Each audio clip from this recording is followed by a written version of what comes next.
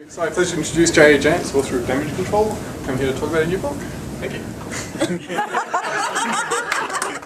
That is one of the shortest introductions in history. Here is how book tours work. Sometimes things go wrong.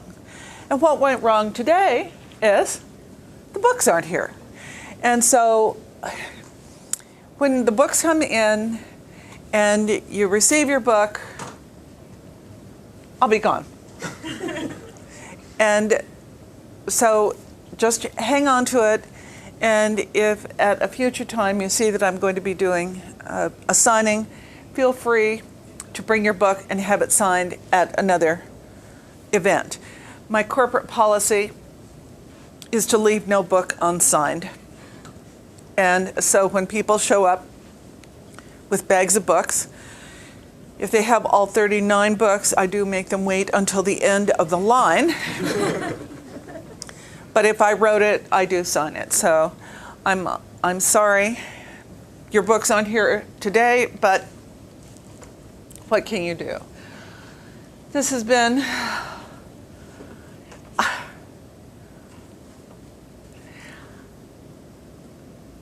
I'm reminded of that old saying that they used to have about audiovisual aids. Anything that can go wrong will go wrong, and it will happen to me.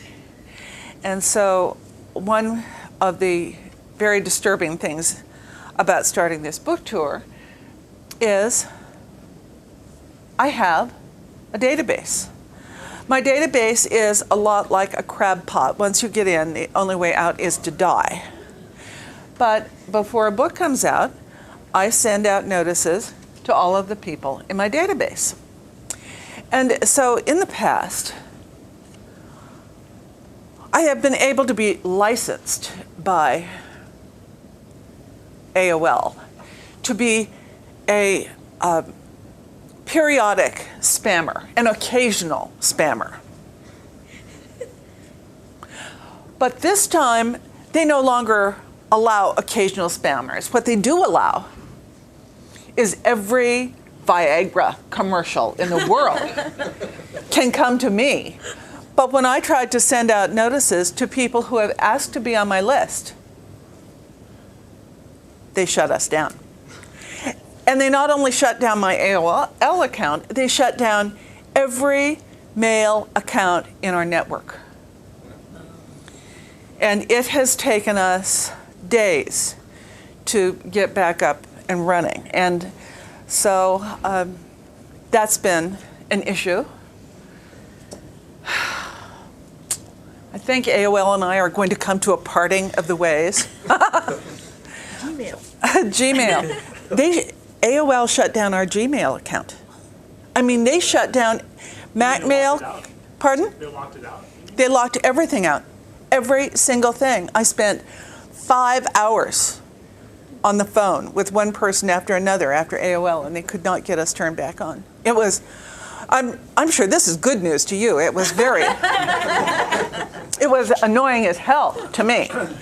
So what finally happened is I sent my list to my publisher, and they were able to get it out. But the notices came out the day after the book went on sale, which was not what I expected. Anyway, I thought you guys would like hearing about my little technical difficulties, particularly since it wasn't your fault. But the book, Damage Control, is number 13 in my Joanna Brady series. Joanna Brady is a sort of accidental sheriff. She didn't expect to be sheriff. She was married to her first husband, Andy, and he was a deputy who was running for the office of sheriff when he was gunned down. And because the election was coming up, Bisbee is a small town, both in real life and in fiction. And so some of her friends encouraged her to Joanna to put her name on the ballot. And when she was elected, they sort of expected that she would just sort of be sheriff in name only. But a funny thing happened to her between book number 1 and book number 13. She has become a real sheriff. She put herself through the academy, and she's really gotten her teeth into the job. So if you are there people in this book who have read my books before? Okay, so here's the deal. You do not have to read the first books to read this book. Part of the job of someone who writes a series is to write a book that people can pick up and read without having read any of the others and still feel as though they have read a real book. However, my fans tell me reading my books is a lot like eating Fritos. You don't read just one. And so sometimes when they start with a book, with the current book, people will read their way back, sort of like going down the up staircase. And other times people will read the new book and then they will go to the beginning and read up to where they stopped. The good news is all of my books are still in print. And so and so if you like them, I've got you for 39 books. I own a lot of bookstore real estate, which is to say that whole J shelf, and sometimes another half belongs to me. I wanted to be a writer from the time I was in 2nd grade. I read The Wizard of Oz, and a lot of kids who read the Wizard of Oz books see the wizard standing behind the green curtain. What I saw was Frank Baum standing behind the words. And from the time I was 7, I wanted to be a writer when I grew up. I graduated from high school in Bisbee, Arizona. I won a scholarship to the University of Arizona. I was the first person in my family to receive a 4-year degree. Because I wanted to be a writer, I signed up to be an English major. And in 1964, I tried to get into the creative writing class, and the professor said, "You're a girl." And I said, "So?" He said, "Girls become teachers or nurses, boys become writers." And he wouldn't let me into his class. So I married a guy who was allowed in the class that was closed to me. You know, it's so clear to you that this is a problem. Why couldn't I see that it was a problem? Were you stealing his homework? He imitated Faulkner and Hemingway primarily by drinking too much and writing too little. He never had anything published, but that didn't keep him from telling me in 1968, there's only going to be one writer in our family, and I'm it. Well, actually, he was right, partially. There was only one writer in our family. But I didn't, because I wanted to be married, I put my writing ambitions on hold and didn't start writing my first novel until after we were divorced. I mean, there was no longer a one writer in the family issue because our family didn't exist anymore. So I started writing in the middle of March of 1982, and this is my 39th published novel.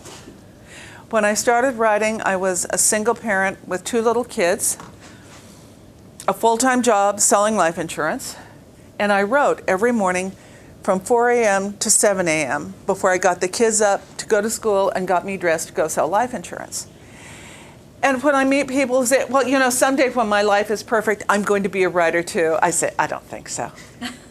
People who are really writers write when their lives are imperfect, because if you're waiting for perfection, you're never going to get around to writing at all. The first book I wrote was never bought by anybody. I wasn't allowed in the creative writing class, so I didn't realize that there were some things I should leave out. So my first murder mystery was 1,200 pages long. That one didn't sell. I found an agent. She advised me to cut the book in half, and so I took out 650 pages, brought it back to her, and she was so astonished that she did try to sell it. But the people who turned it down, the editors who turned it down, said that the stuff that was real was unbelievable, and the stuff that was fiction was fine. And so she advised me to write something that was totally fiction, and I wrote Until Proven Guilty, the first Detective Beaumont book. Beaumont is a Seattle detective, and Joanna is in Arizona. Beaumont came first. He's my firstborn. Beau and I have been together as character and writer since 1982. For our 25th anniversary, he gave me a Mercedes SL 550. It's very, it was a very nice gift. But for the first 6 months I was working on that first Beaumont book, I didn't know it was a Beaumont book, and I was trying to tell the story through the wrong point of view. Finally, I sent my kids to Camp Orkila for spring break, and I was going down to Portland to visit a friend from the insurance business. And as I got on the train, and as it pulled out of the King Street station, I thought, what would happen if I wrote this book through the detective's point of view? So I wrote, she might have been a cute kid once. That was hard to tell now. She was dead. And as soon as I wrote those words, I was inside Beau's head.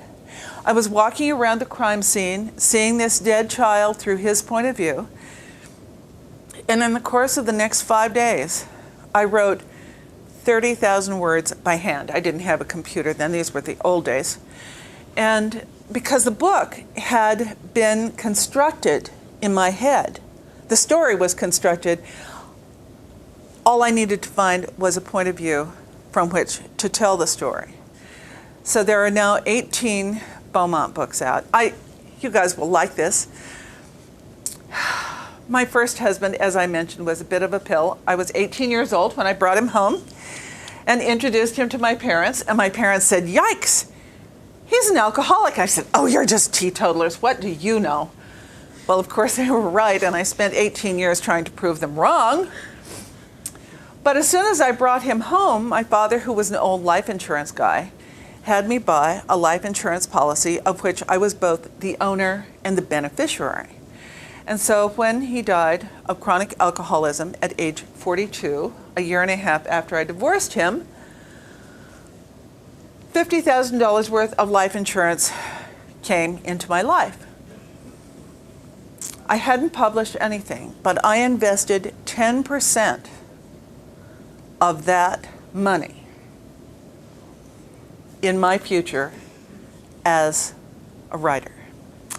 I went to a long gone business called the Word Processor Store, and I bought myself not quite a steam-driven computer, but close. It was a dual floppy with 128K of memory, which had to be booted up twice before, if you turned it on and started working about, 10 minutes later, the cursor would freeze. So you would have to reboot and then it would work.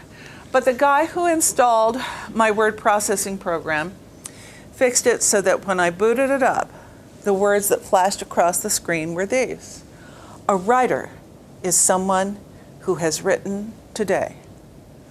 And today, while I'm on tour, I don't qualify as a writer. I'm not writing today. I'm doing part of the job of being a writer. But, sorry, that's not really writing. And actually, that dual floppy Eagle computer has gone to the University of Arizona, where it abides with my papers. And it still needs to be booted up twice, but we gave them all the manuals that go with it. Sometimes people ask me, what's my favorite book? Well, I'll tell you, it's a book called Hour of the Hunter. It's the story of a woman who's a teacher on an Indian reservation, but she really wants to be a writer.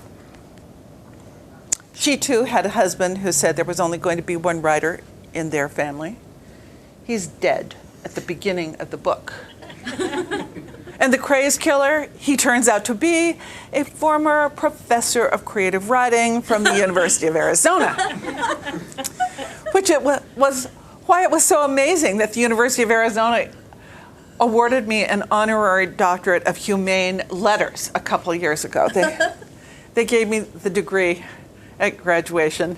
For obvious reasons, they didn't allow me to speak.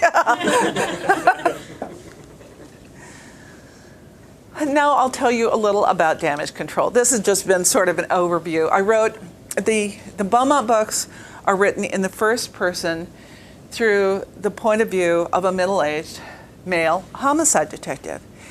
And when my agent sent in the manuscript for the first one of those, Until Proven Guilty, I gave her the manuscript, and it said, Until Proven Guilty by Judith A. Jance. She retyped the title page because she knew this was a book that was supposedly written by a male writer. And she retyped the title page to read Until Proven Guilty by J.A. Jance. The second editor who saw that book called Alice up and said, boy, you know, the guy who wrote Until Proven Guilty is a good writer. And she said, what would you say if I told you the guy who wrote Until Proven Guilty was a woman? He said, I'd say she was a hell of a good writer. And so they bought the book as the beginning of a series. And then marketing got a hold of it. And they said, wait a minute. Male readers aren't going to accept a police procedural written by somebody named Judy. We want to use her initials. So that's where the J.A. Jance came from. And for the first 6 books, there was no cover photo. There was no cover or author bio. That gave rise to the rumor in Seattle that a retired Seattle homicide detective writes these books. Actually, when the 5th book came out, I was down at Factoria in Little B. Dalton's, and there was a guy at the counter buying one of my books. And I walked up to him and I said, would you like me to sign that for you? He said, why? I said, because I wrote it. He said, oh no, you don't understand. A man writes these books. And so that's one of those rare unsigned copies.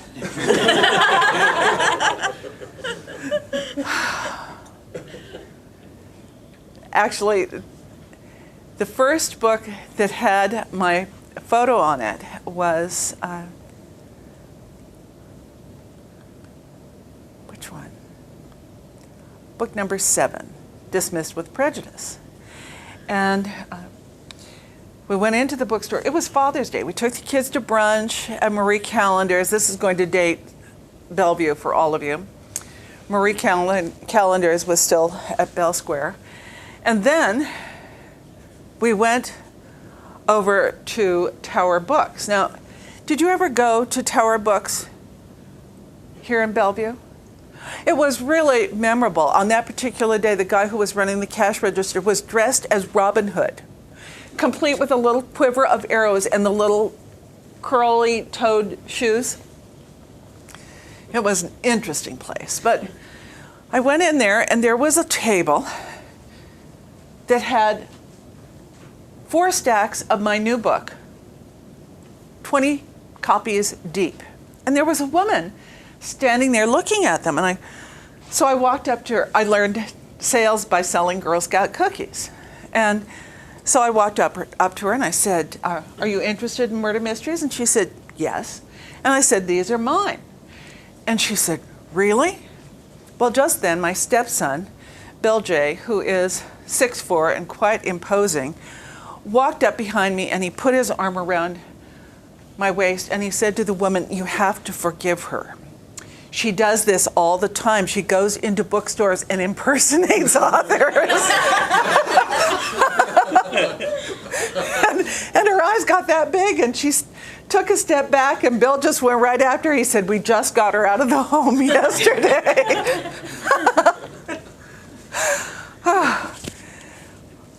So, I'm sorry, you're just getting the full overview of the J.A. Jance career, bumps and all. People want to know, well, how can you write a male point of view the way you do with Beaumont? And that's easy. I spent 18 years trying to figure out what made the guys in the bars so much more interesting to my first husband than I was. And so I went to the bars with him and I listened to how they talked and I tried to understand what made those guys tick. And when it's time to write a Beaumont book, I have all that stuff in my head and I just use it. It's research, bought and paid for. I wrote 9 Detective Beaumont books in a row, one after another. And I was starting to get really tired of him. When I offered to knock him off, my editor said, "Oh no, don't do that. You remember that first book about the serial killer, the one nobody ever bought?" And I did remember that. He said, "Well, how about if you rewrite that book and we'll turn that into your first hardback?" And I did. I rewrote it completely, kept the title and changed everything else. And that became Hour of the Hunter. When I went back to write about Beaumont again, it was fun. So then they said, "Well, how about if you come up with another series so you can sort of alternate?" When I started writing about Beau, I had lived in Seattle for less than 2 years. Beaumont is a Seattle native. I'm a woman. Beau wasn't. I was a single parent, left with 2 little kids, and so I knew a lot about that. After being in the life insurance, I knew a business. I knew a lot about being in a predominantly male job. And I knew a lot about living in the desert. So I decided that I would create a series with a female protagonist and set her in Arizona, around Bisbee, where I grew up. And this is the 13th book in that series.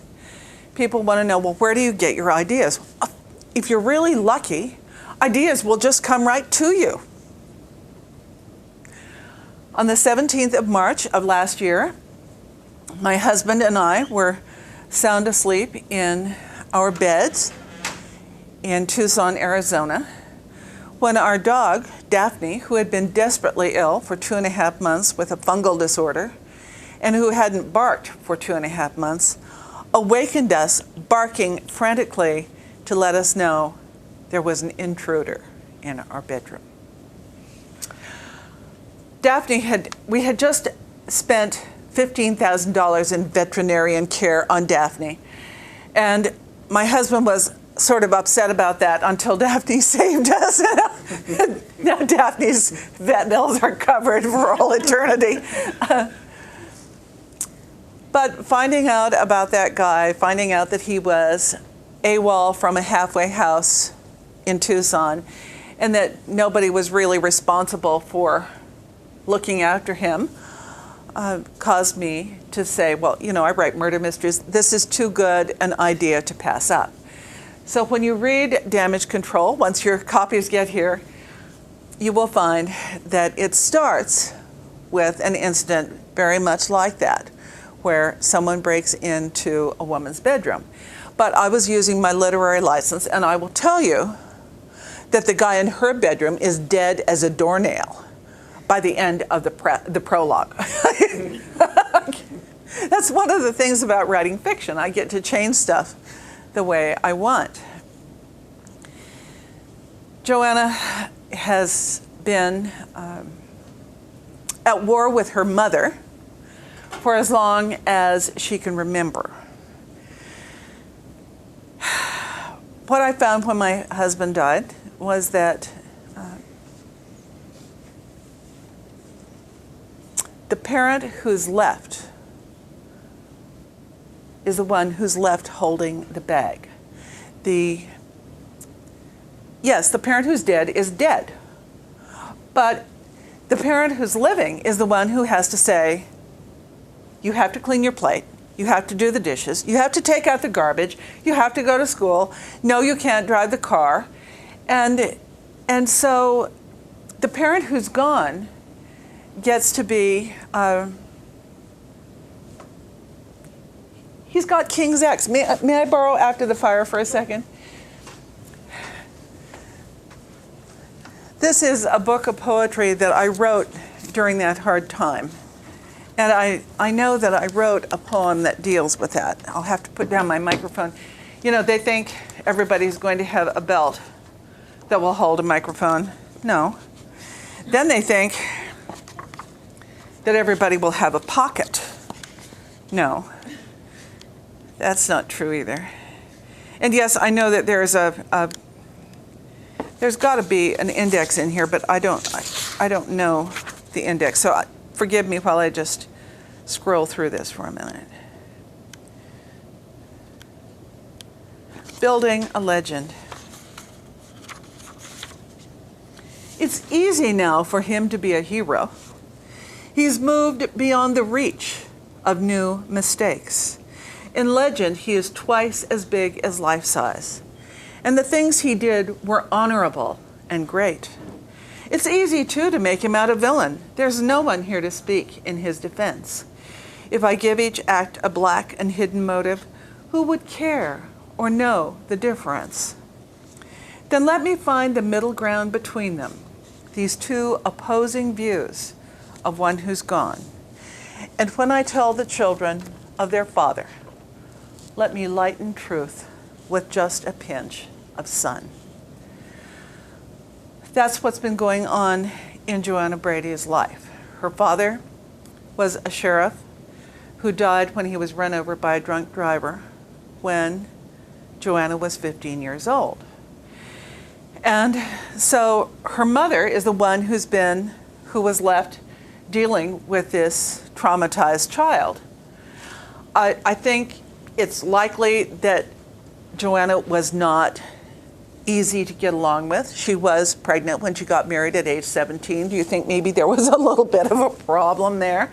A little bit of acting out?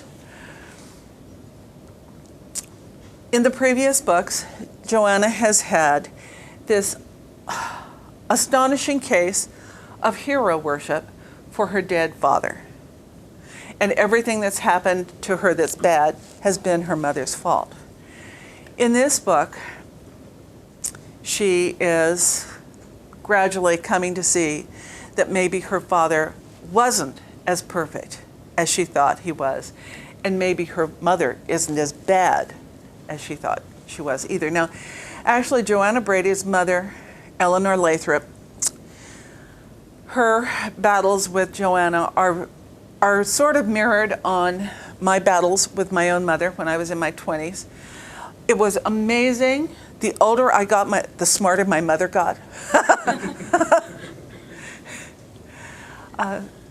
And I think that maybe after this book, Joanna and Eleanor might have a chance of having a little better relationship. In this book, I also create a little couple named Alfred and Martha, who are patterned after my parents. My parents met in 1935. They were from small towns in northeastern South Dakota. My father was from Marvin. My mother was from Summit, as Grandpa Anderson called it, 10 miles away. And when my father went to the Anderson household, courting my mother's younger sister Toots, Grandpa Anderson told us, "Norman, in this house we eat the old bread first."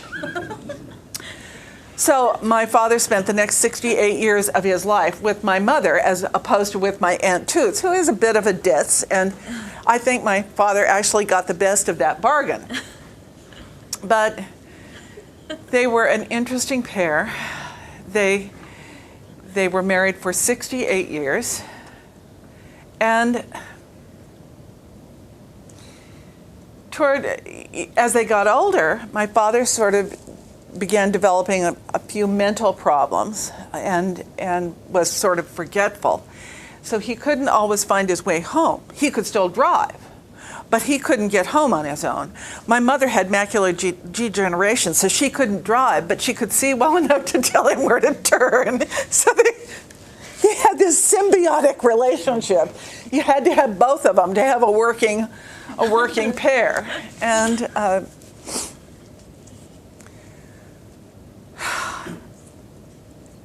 they were too cheap to go to movies. Frugal is one thing, but actually they were cheap. I remember we had the 9-passenger station wagon, and we got to the Fort Apache drive-in, and it wasn't $1 a carload night, so my father just made a U-turn, and we left. We didn't see that movie. So I'm relatively sure my parents never saw the movie Thelma and Louise. But I'm also pretty sure that they planned their own Thelma and Louise exit. However, my father pulled a dirty trick on my mother. He had a stroke and died and took the car keys with him. And so she was left behind for 5 years, mad as hell. She did not. Norman had no business leaving her here alone. And she made it very clear to those of us who were attempting to take care of her that she was not happy to still be hanging around here. When my mother died, I couldn't cry about it because I knew she was ready to be gone. I didn't cry when I found out she had died, and I didn't cry when I went to her funeral. In this book, I create Martha and Alfred. And people in Bisbee, Arizona are going to say, I don't care what she calls them, this is Norman and Evie Busk. And they will be right. Alfred and Martha, like my parents, my parents always had forenoon coffee. For picnics, they would carry around this ancient thermos bottle with a Scotch plaid pattern on the outside. We had to retire that after they died. And they'd go to picnic tables, and my mother had this old oilcloth tablecloth that she would spread out over the picnic table. And then she'd pour their coffee, and then she would cut the sweet roll in half. I don't think either one of my folks ever ate a whole sweet roll in their lives. They always cut them in half, 50-50, and the staler, the better. So after Martha and Alfred had this little picnic, I give them the blessing of their Thelma and Louise exit. As a writer and as a daughter, it was interesting to me to realize that although I hadn't cried at my parents' funerals, I did cry when I was creating those scenes. And that's, I think, part of what happens as a writer, or at least part of what happens to me as I'm writing. I'm dealing with a lot of my own stuff, which it so happens is a lot of everybody's stuff.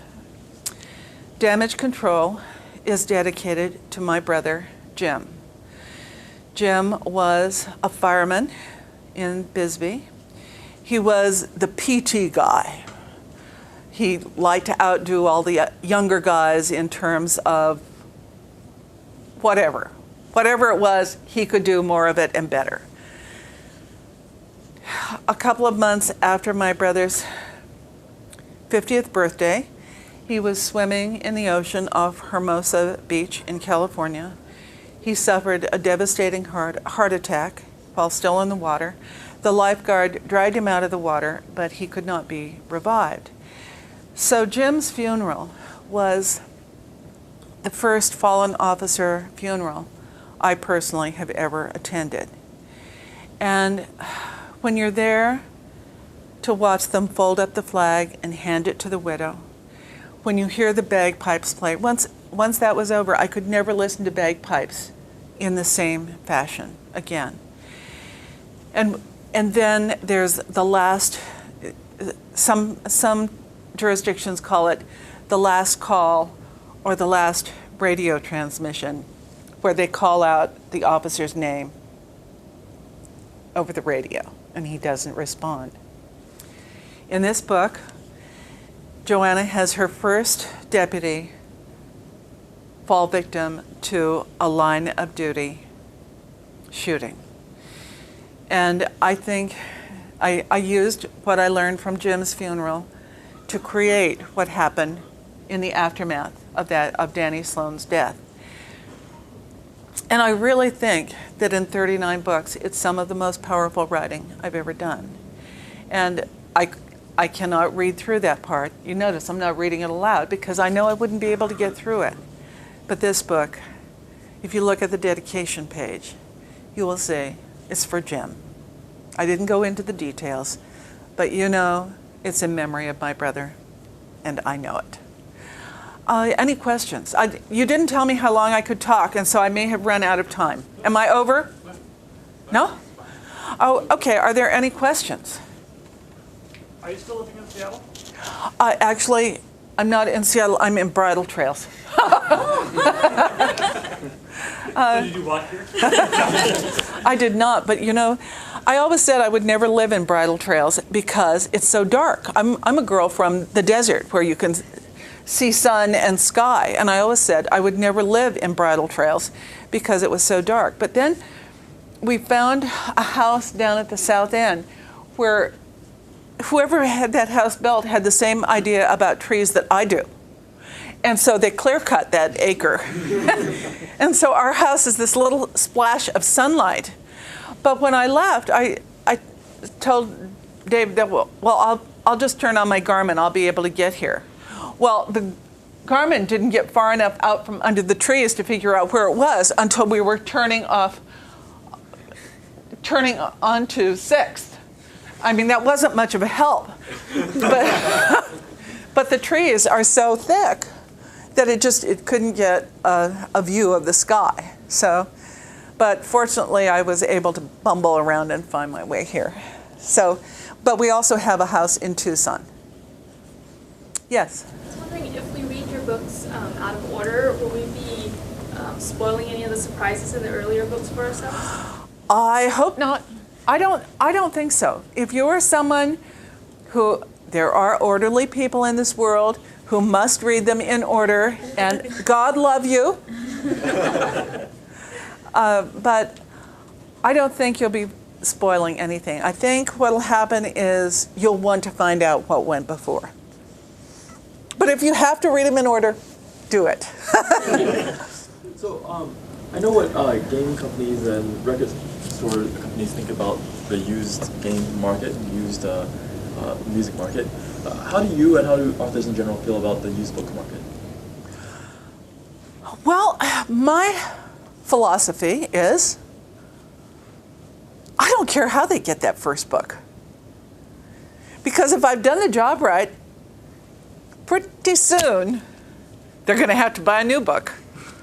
I knew I was going to be a hit when I went to St. Vincent de Paul in Seattle, and all of the other books, paperback books, sold for $0.25 a piece, and mine sold for $1. And that happens because once people have them, they don't want to let them go. They keep them. They become old friends, and they reread them. And so I don't worry about it. When people bring books that they've clearly bought used to have them autographed by me, I'm happy to autograph them with their name because they won't sell them to anybody else. Actually, I started autographing my books in red ink right about the third book, because that way if I left stock signed in a bookstore and later somebody wanted me to personalize that for them, I could do that and it looked seamless. But when my husband and I, actually we met at a widowed retreat where I was doing a poetry reading of After the Fire. The title poem of After the Fire goes like this. I have touched the fire. It burned me, but I knew I lived. It seared me, but it made me whole. He called me. I went gladly, though I saw the rocks, fell laughing through the singeing air. I have known the fire. I'll live with nothing rather than with less. The flame is out. There's nothing left but ash. I did a poetry reading of that book at a widowed retreat, and I met a man, Bill, whose first wife had died of cancer 2 years to the day after my first husband died of alcoholism. They both died a few minutes before midnight on New Year's Eve. And it was based on that coincidence that we struck up our first conversation, and we've been married for going on 24 years now. It was really an amazing thing for both of us. But, well, here we are. I have no idea. I know there was a point. I had a point. And I've lost track of it. What was the last question? You're talking about signing Reading. Pardon? Signing Reading. You're talking about signing your name. Signing my name. Yes. Thank you very much. The second book came out just as Bill and I were getting married. And his first mother-in-law, Bridget, that's not his first mother-in-law's name. What is his first mother-in-law's name? I can't think of it. We'll call her Bridget, because right this minute I am too tired, thanks to AOL, that I can't remember his first mother-in-law's name. But I autographed a book for her. But there were so few books of those books printed at that point. A few years later, down at the mystery bookstore, there was that book, the second book, signed to her. And I knew it was hers.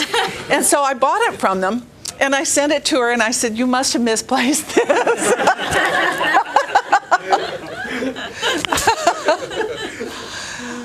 But I enjoy being out and meeting the people who are my fans. Beaumont has had his struggles with alcoholism. I was doing a signing of the fourth book in Portland, and a lady came up to the table and she said, "You know, Beau drinks every day. He has a drink of choice, and it's starting to interfere with his work. Does J.P. Beaumont have a problem?" And I said, "Well, you know, these are books." But even though I wasn't allowed in the creative writing program, I was smart enough to figure out that you need to write what you know, and I knew all about that. In the course of that set of signings, however, 6 other people asked me the same question. And I thought, you know, alcoholism is a disease of denial. No wonder the author is the last person to figure this out. So in book number 8, he goes into treatment, and there are now 10 books with him sober as opposed to the 7 books with him drinking. And that part of the backstory has caused some interesting reactions, because it's as though reading it in a story makes it possible for people to get around their own denial about what's happening to them. I heard from a young man who grew up here in Seattle. He went to Redmond High School and Rose Hill Junior High. And he said, as soon as he read the first Beaumont book in 6th grade, he knew he wanted to be a cop. So he graduated from high school, he joined the service, he spent most of the time he was in the service working as an MP, and he said on the day he got out of the service, he said, "I was a raging alcoholic, but I still wanted to be a police officer." So he was hired by some small jurisdiction in Texas, went to the academy, and he said, "On the day I graduated from the academy, I realized that if I was ever going to be the kind of police officer Beaumont is, I had to get sober." So he went straight from the academy to treatment, and now he's a police chief. And so I was in Texas, and he came up. I saw this man standing in line kind of smiling at me, and he was pushing a little girl in a stroller. And he came up and he said, "I'm Rob. This is Morgan. My wife wouldn't let me name her JP." that child has an entirely different life from what she would have had if he hadn't been inspired by J.P. Beaumont to do something about his own drinking. And as an author, I can't think about how people are going to react to the books because then it would be too much responsibility. But I'm really glad that stories allow people to make changes in their own lives that none of us really anticipated. Any other questions? Okay, well, actually, I would like to do one more thing. I'd like to tell you that toward the end of the 70s, when I was working at selling life insurance, hadn't written a single book, and was trying to decide what would happen to me if and when I ever got a divorce. I drove around Phoenix, Arizona, selling life insurance, and listening to the music of Gordon Lightfoot, Helen Reddy, and Janice Ian. Janice Ian is just a little bit of a thing. She's only about 4'10", and her autobiography, Society's Child, which is based on the title of a song that she wrote and had a hit record of when she was 15 years old. Her autobiography went on sale yesterday, and if you know anything about Janice Ian's music, you might want to read that. It's really some story. But there was one song of Janice Ian's that really struck me and made me think we might have a lot in common. And it turns out that now we've become friends through an improbable set of stuff that I'd never get past my editor in New York. I was 6 feet tall by the time I was in 7th grade. I wore thick glasses, and I was smart. If you know anything about junior high school and high school age kids, you know that this is a recipe for social disaster. And so this song of Janice Ian's really spoke to me. I learned the truth at 17, that love was meant for beauty queens and high school girls with clear-skinned smiles who married young and then retired. The Valentines I never knew, the Friday night charades of youth were spent on ones more beautiful. At 17, I learned the truth, and those of us with ravaged faces, lacking in the social graces, desperately remained at home, inventing lovers on the phone who called to say, come dance with me, and murmur vague obscenities at ugly girls like me.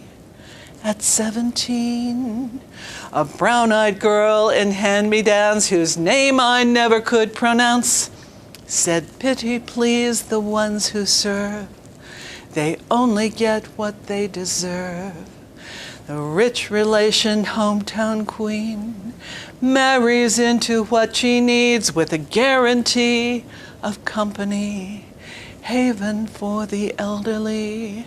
Remember those who win the game lose the love they sought to gain in debentures of quality and dubious integrity.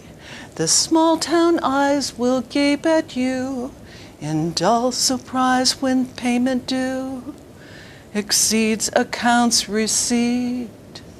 At 17, for those of us who learned the pain of Valentines that never came, for those whose names were never called when choosing sides for basketball. We all played the game, and when we dare, we cheat ourselves at solitaire, inventing lovers on the phone, repenting other lives unknown, who called to say, come dance with me, and murmur vague obscenities at ugly girls like me. At 17, It was long ago and far away. The world was younger than today, and dreams were all they gave for free to ugly duckling girls like me. Thank you for helping make my dreams come true.